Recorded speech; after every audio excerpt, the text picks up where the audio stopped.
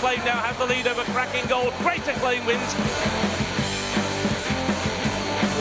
Zavateri beats into second place Fulke. And it's Zavateri for a big shock in the July Stakes. Zavateri beats Do or Do Not. Johnson now entering. It's very tight. Zavateri. Zavateri lunged right on the line.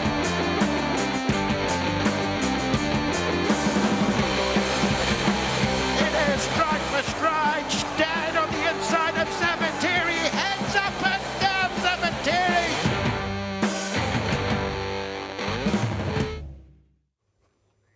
He is the apple of her eye, Yves Zavateri. How much pleasure did it give you watching all that all over again? Oh, it gives me tingles. It's great. It's fabulous. And this horse has got ability, yes, but also, it seems, enormous heart. Just the way he repelled his foe in the National Stakes last week. Yeah, he loves to win. He just loves winning. I suspect he slightly pulls up in front when he gets there, because he got there quite easily, and then I think he sort of looks like, oh, damn it, I'm going to have to go again, sort of thing. But, yeah, he loves winning, which is great. I mean, he's just got a great attitude to life. He's got a deadly turn of foot, and he loves to win. And is that simply something that is innate? That is something that horses are born with? Oh, God, if I could train it into them, I'd be training it into all of them. And I can't, so, yeah, it must be. But what you can do, I suppose, is work with their best asset. So if a horse has that appetite, you can then train them accordingly, presumably. Yeah, but you don't want to be doing that every day on the gallops, because you'll break his heart. I mean, I think it's in them. I just don't... They either want to win or they don't. When you first got him in the yard, what did you think of him? Funny enough, I looked back at my notes when I went to look at, when we looked at him at the sales, and I thought, lovely horse, great attitude, because he looked through his bridle really well. A little bit tubular. Bit tubular? Yeah, which means that he had good shoulder and good backside, but was a bit thin through the middle. And he's now got a much better... So didn't have a depth of girth. Yeah. And he's now developed the depth of girth. And, yeah, but always said, look, loved the way he looked through his bridle. And, you know, great attitude. And that's what... As soon as he arrived in the yard, and everyone's liked him from the moment he came in. He's just done everything so easily and with a smile on his face. You know, he's just one of those horses that wants to please and loves it. You know, I liked him so much that I made Mum send a mare to Without Parole. Really? And he wouldn't have been the most fashionable stallion. No. And also another client who has a, you know, not a big wallet, but I'd go Without Parole. Mine's got a great attitude. When he started out on the racecourse, were you expecting fireworks straight away? I thought we'd win. I don't know that I thought we'd win quite as spectacular. Salisbury, the first. Salisbury, first and he just cantered into it and just showed an amazing, his wonderful turn of foot. I mean, never really had to come off the bridle, did he? But he'd never really come off the bridle at home. So, I mean, I thought we'd win. I'm very confident in my horse. I didn't expect to be quite as spectacular as it was. And then, of course, you go into a Group 2. But to what extent had you been emboldened by the season that you were having and the fact that you'd had Havana Hurricane doing very well? I don't know that really entered into it, but just I had a long chat with Mick and Janice and went, well, we could go to a novice and give a penalty to something that's a group horse, or why don't we just go and run in the group race, see where we are, and we won't be going with any penalty. And the closer it got to, I went, no, we're definitely going straight to the July Stakes. I said, if we're going to win a group race, this might be it. It's not always the strongest Group 2. I mean, sometimes it is, but it's not always. So I thought, well, you know, we'll give it a go. I said, he wants 7, but we'll start at 6. And the rest is history. You know, won that really well, went on and won at Goodwood, and now has gone on and won the National Stakes. Does it make a difference who you're training for in circumstances like this? I don't know. Mick and Janice are really easy to train for. They're great owners. They love it. They get really involved. They come to the sales to help, and they love looking at them. We've all got to agree whether we like them or not.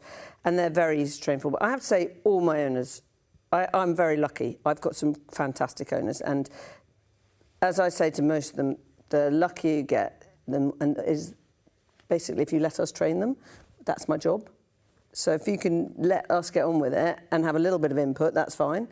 But it's when people start saying, oh, should we go here? And have you done that enough? And what are we going to do with that? Which Patrick Veitch has done it very well, and I'm not criticising him at all, because he is very... You can, because he's not here now. No, but he's very informed, and that's fine. And actually, I quite like that sort of input from people that are very informed.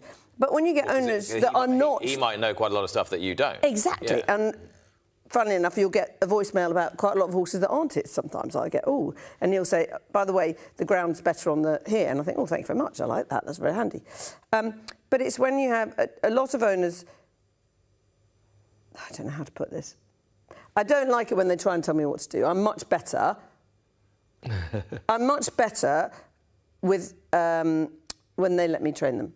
And I'm not talking about Patrick, because he's very easy to train for, weirdly enough. Very easy to train for. He just lets you get on with it, says, are you ready to run? I go, yes. And then he goes, but he's just providing you with more information. Yeah, exactly. He's very easy to train for. He's not telling me what to do or how to do it. And I have a great relationship with most of my owners.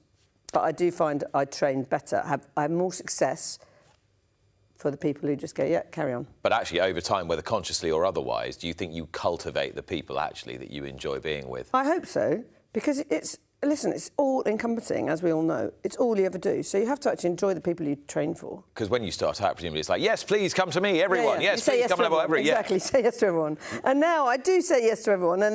But then sometimes you just go, do you know something? You're not enjoying having a horse with me, and I'm not enjoying you having a horse with me. Maybe better if you had it somewhere else. But don't you think, sort of personally, everyone's... You can sort of tell what a trainer's vibe is as well, can't you? You can, if they've been going for 20 years, you kind of have an idea in your head who might suit them. You would think so, wouldn't you? Yeah. And that probably becomes a self-fulfilling prophecy, doesn't it? Yeah, I think so. Yeah, definitely. The only problem, I suppose, now is that everyone goes, Eve Johnson Houghton, brilliant at training 2-year-olds.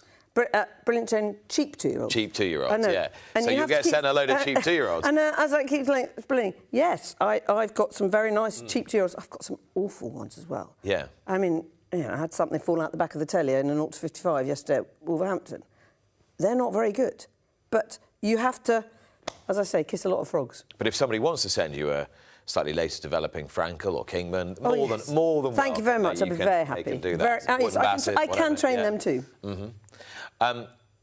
Do you feel now that you're someone still driven by targets or driven by things that don't appear on your CV, or do you look at it in a slightly more rounded way, do you think? Oh, I don't really know. I mean, I don't think I think that hard. So you don't get out of bed and think, do you know what I really want? I want this in my career. I want every X year, many Group 1s. Every year, I always say I want to train a Royal Ascot winner and a Group winner. OK. And I've done it. Yeah. Woohoo! And a Group 1 winner is great. And now I really want to train a Classic winner. And I really want to get... I've never got over £1 million in prize money. And I think we're going to do that this year. And, so every year you push yourself a bit more. So you are quite goal-oriented. Yeah, I am. Yeah. But it's not the... Oh, yes, I am. But it's in order to maintain a successful, growing business rather than for... look at me. Look at me. This is what I've done. I'm very clever. Yeah. Oh no, I'm quite smug too. Yeah. I mean, listen. Don't get me wrong. If you can't be smug this week, you can never be smug. I know. I'm quite smug too. But it is mainly about we just want to, and not for everyone in the yard, for all the owners, for all the people that get out of bed every morning when it's pouring with rain and look after the horses, and to make my parents proud and to make myself proud and to be the reason we're doing it. We're all working really hard. So you've got to be successful at it, I think, and have goals to do that.